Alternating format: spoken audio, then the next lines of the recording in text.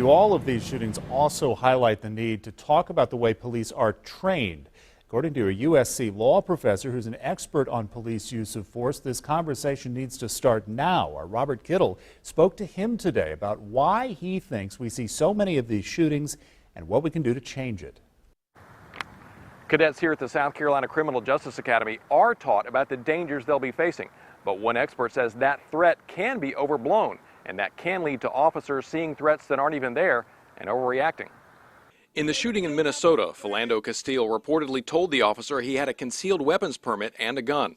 Seth Stoughton is a USC law professor who's an expert on police use of force and a former officer himself.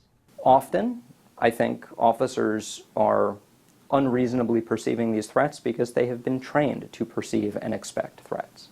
He says they do face very real threats in their job, and training them in how to keep themselves and others safe is crucial.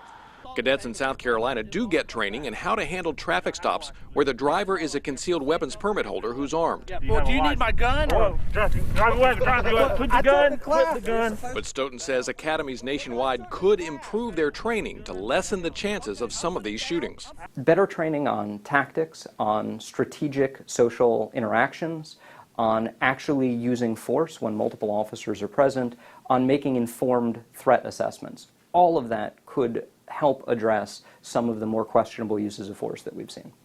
He says when it comes to use of force, there are three main questions. What actually happened? What did the officer perceive? And if those don't match up, were the officer's mistakes reasonable? For example, was it reasonable to think someone was going for a weapon when in fact they weren't? In Columbia, Robert Kittle, 7 News.